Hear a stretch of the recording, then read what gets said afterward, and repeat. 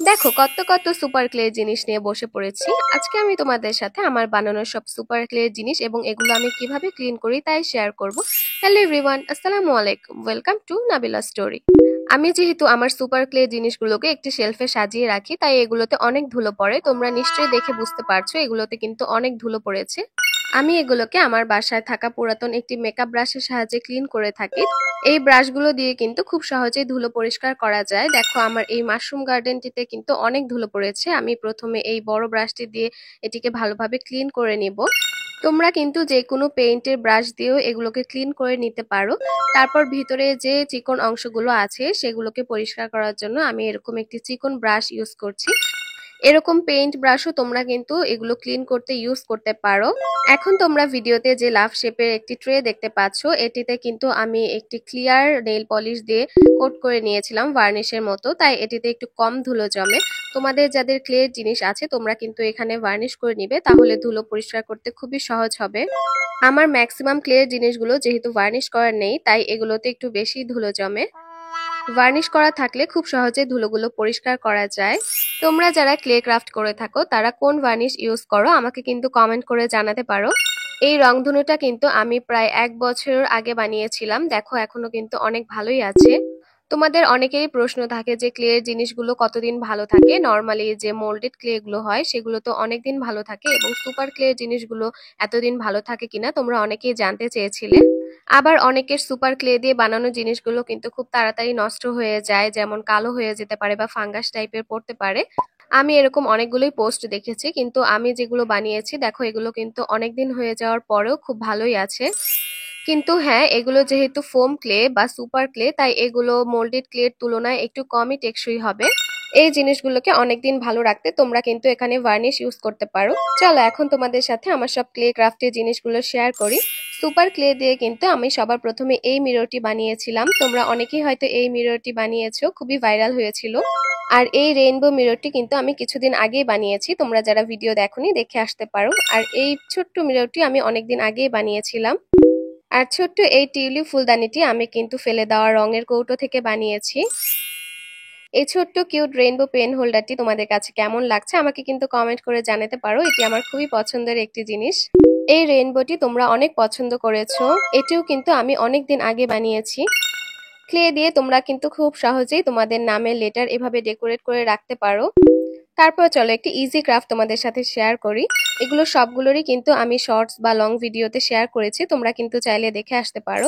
এই মাশরুম গার্ডেনটিও আমি একটি প্লাস্টিকের ঢাকনার উপর বানিয়েছিলাম। তোমাদের কাছে কেমন লাগছে আমাকে কিন্তু কমেন্ট করে জানাতে ভুলো না। এই কানের দুলটি কিন্তু আমি এই রংধনু থেকে যে এক্সট্রা ক্লে গুলো বেঁচে গিয়েছিল সেটি দিয়ে বানিয়েছিলাম। তারপর তোমাদের সাথে একটি কিউট ক্রাফট আইডিয়া শেয়ার করেছি। তোমরা কিন্তু এভাবে তোমাদের প্রিয়জনকে বানিয়ে গিফট করতে পারো।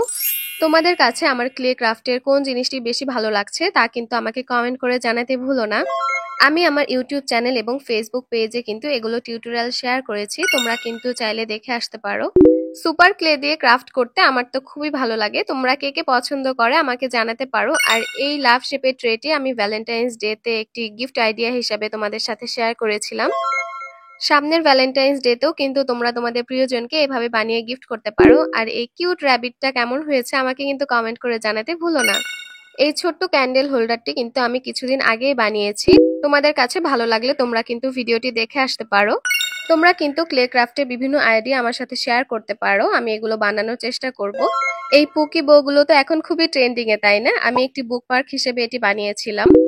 চলো এখন তোমাদের সাথে আমার ক্লে দিয়ে বানানো কিছু ফ্রুটস শেয়ার করি।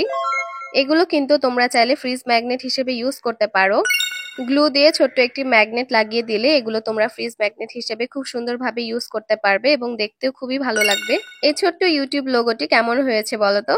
চলো এখন কিছু খাবারের আইটেম শেয়ার করি। এই ডোনাট, তারপরে এই বার্গারটি আমি বানিয়েছিলাম। আর এই ছোট্ট বার্গারটি কিন্তু আমার একটি ছোট্ট কাজিন বানিয়েছিল, কেমন হয়েছে তোমরা জানাতে পারো।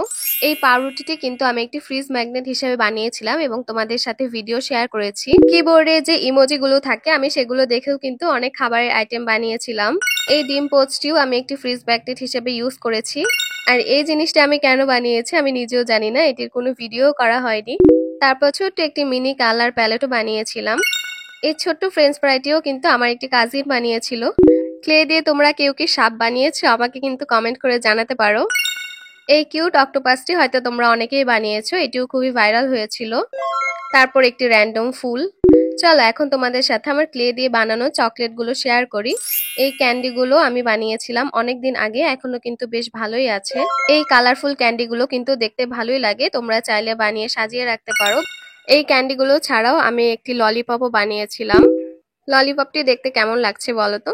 আর এই ছোট্ট দুটি মার্শমেলো বানিয়েছিলাম। তোমরা কে কে মার্শমেলো খেতে পছন্দ করো বলো তো?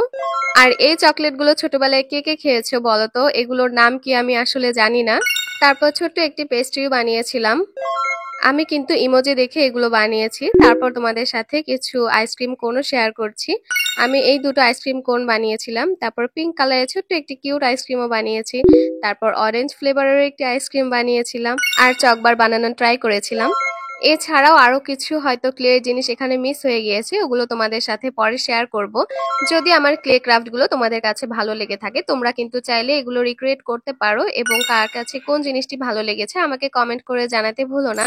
ভিডিওটি ভালো লাগলে আমার চ্যানেলটিকে সাবস্ক্রাইব করতে পারো। Thank you for watching my video.